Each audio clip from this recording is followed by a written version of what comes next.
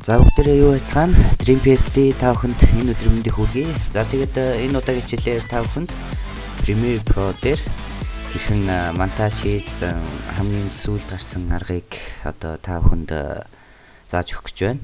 За тэгэхээр энэний өмнө Educing нэг анхан шат, за тэгээд Sony Vegas-ийн нэг анхан шат хичээл орсон. Тэгээд Sony Vegas дээр жоохон дуусалтаа болсон. Тэрэн дээр нөгөө жоохон ханаад өрцсөн бас нэг хоолой өвдсөн болохоор жоохон дуусуултаа хийсэн лээ. За тэгээд хэдүүлээ эхэлцгээе.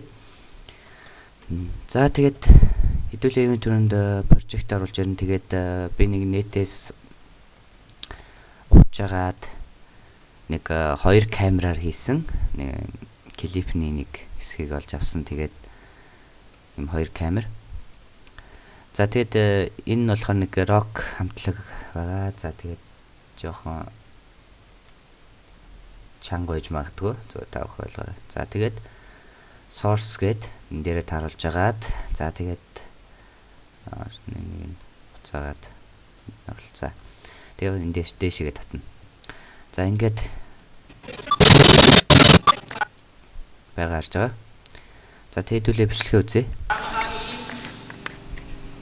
Lobt. Gut. Ja.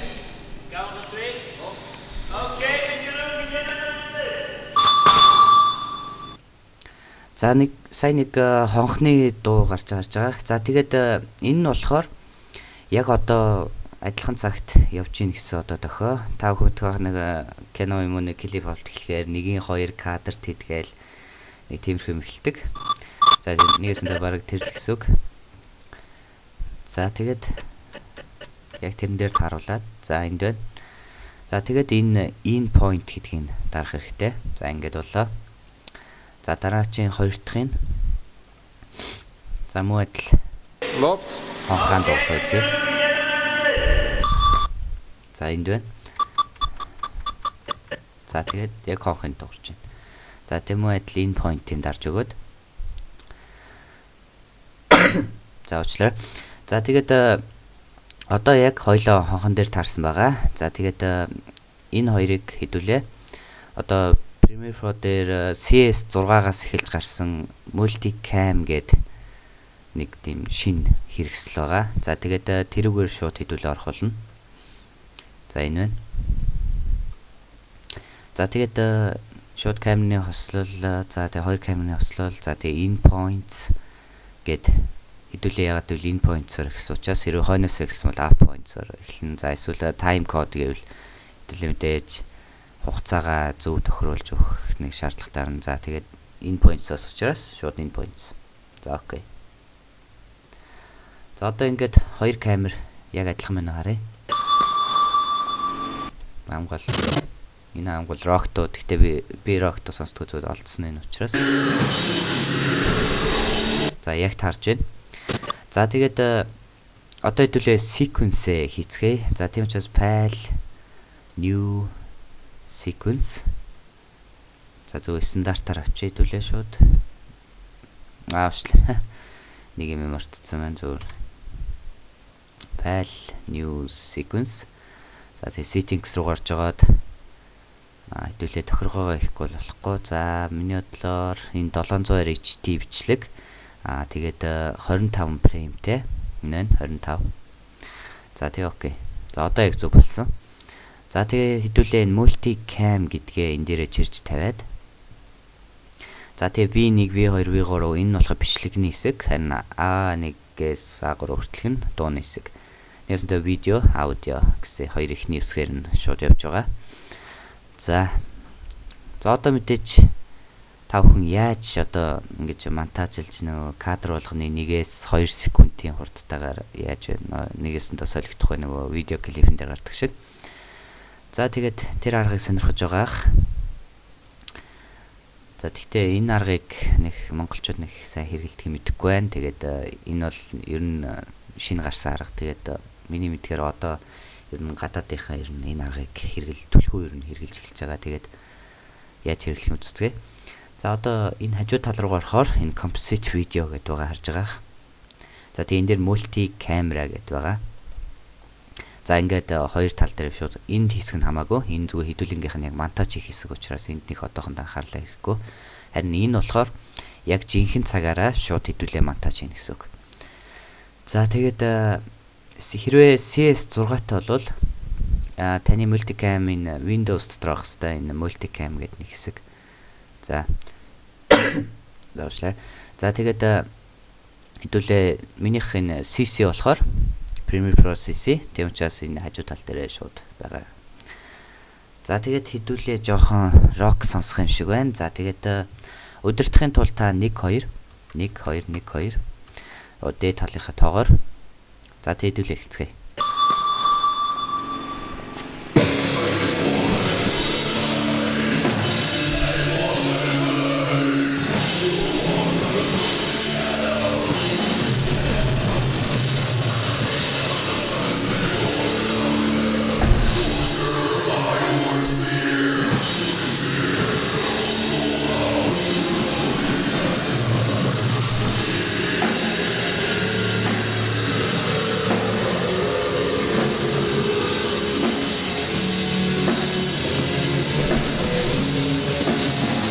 За одоо сонсч чадсан баг. За тэгээд энийг харах юм бол монтаж аль хийгдсэн байгаа харж байгаа. Аль хэдийн бүгд таслаад өгсөн байгааг. За тэгээд хэрвээ гар аргаар таслахыг хүсвэл энд нэг Razor Tool гэдэг энэ байгаа. Миний бодлоор энэ Premiere Pro дээр шууд үсгээ дараад таслаад байдгүй юм шиг. Таслаад байдгүй тэгээд энүүгээр заавал гэж нэгээр ингэж таслана. Мэдээж та энэ таймлайныхаа энэ дээр тааруулж өгөхөд хангалттай. За тэгээд одоо харин бүх хэсгүүд таслагдсан байгаа. За тэгээд хэдүүлээ одоо үздэсгээ. За composite video. За тэгээд яг энэчнээс мэдээж та энэ хогтой хэсгийг зөв өөрийнхөө гараар шууд хасчих болно. Энэ бол асуудалгүй зүгээр.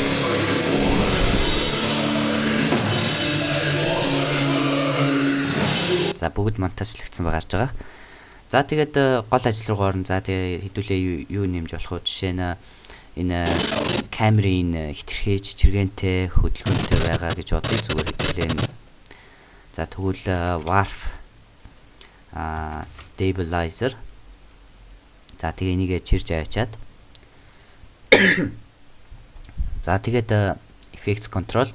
За энд байгаа харж байгаа warp stabilizer.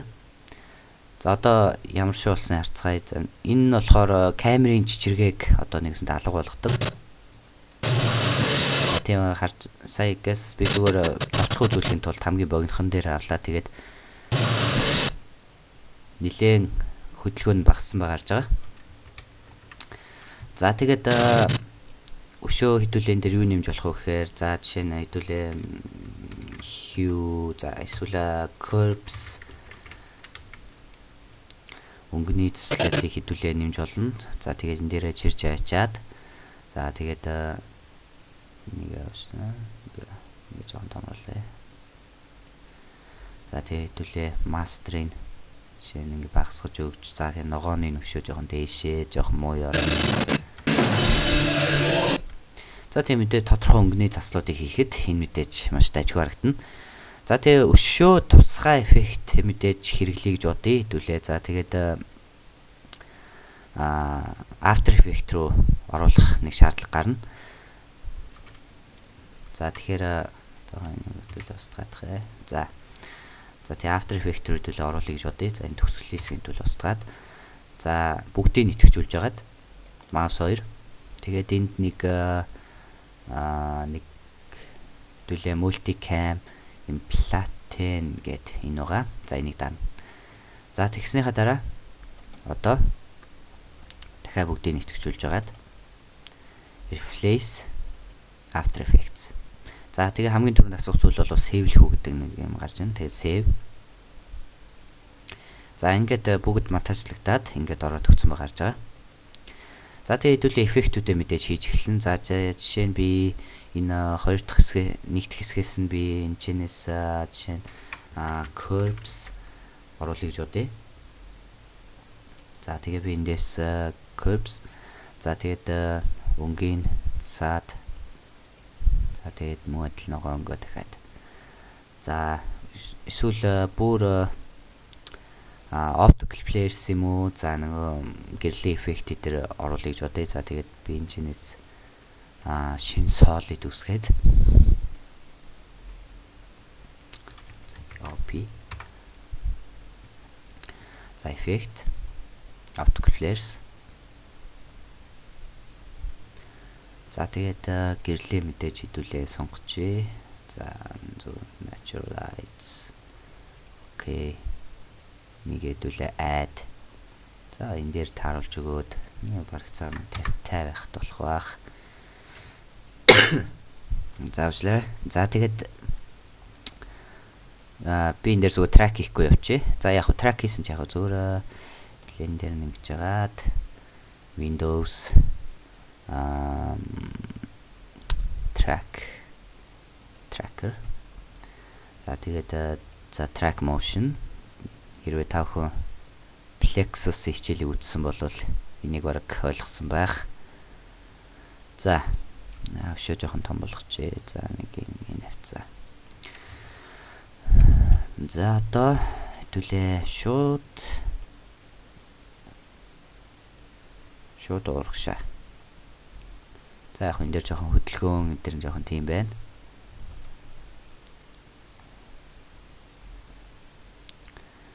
За одоо энэ дээр дэж хэдүүлээ буцаагаад нэг null object. За тэгээд энийг edit null apply. Окей. За track бол энэ дээрээ яг таарч байна. За тэгээд энэс цаашаа дараагийн кадр эхэлж байгаа. Тийм учраас хэдүүлээ энэ дээр нь out point. За тэгээд салгаж өгөх хэрэгтэй. Control Shift D. За тийм ингэ салгажээ. За мөн optical flares мөн адил. Гэт. За тэгээд Control Shift D. За би яаж ингэ салгаад байгаа болох вэ? Нөгөө хашилт байдаг, нөгөө P үсгийн хажуу талд байдаг. За тэгээд за одоо бидэж хэдүүлээ энийг нуултайгаа холбож өгөөд авсан буруу хийж.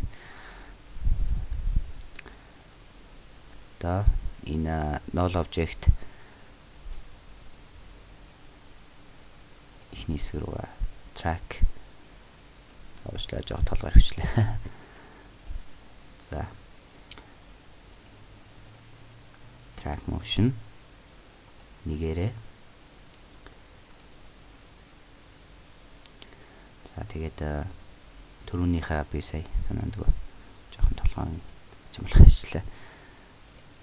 Энэ хүртэл.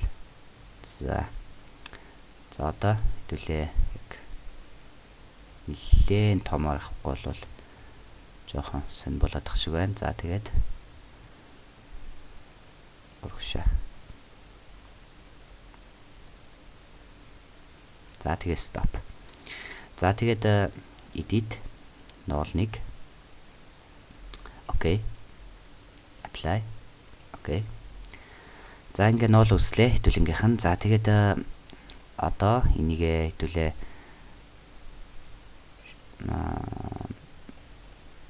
энийг энтэйгээ холбоод өгчнө. За мэдээж гэрлээ хэдүүлээ тааруулж өгөхөд хангалттай. Яг энэ дээр. За одоо хэдүүлэнгийнхэн Premiere Pro дээр орсон байна харцгаая. За би энийг жоохон дахиад том болгоод гэрлээ. Нэг энэ авцгаа. За тэг Ctrl S. Нэгэн за save чинь зүг. За одоо энд орсон байна. За эхний хэсэг ногоон болсон байна уу? Ногоон болсон байна. Optical flares мэдээж та track-а ихтэй жоохон илүү сайн хэрэгтэй. Би зөв та хүн жишээ үзүүлж байна. За ийм байдлаар та одоо ийм видео клип эдрийг одоо ийм аргаар хийх болно. Тэгээд мэдээж Ctrl S-ээ дарж сейвлж дараачийн Premiere Pro дээр ямар болж байгааг харна. Тэгээд Premiere Pro-с шууд рендерлэж тэгээд бүтэн бичлэг болгох. Одоо эсвэл энэ шууд After Effects руугаа рендерлэх. After Effects дээрээ мэдээж ингээд pre-render гэж хагаад рендерлэх одоо бүр боломжтой.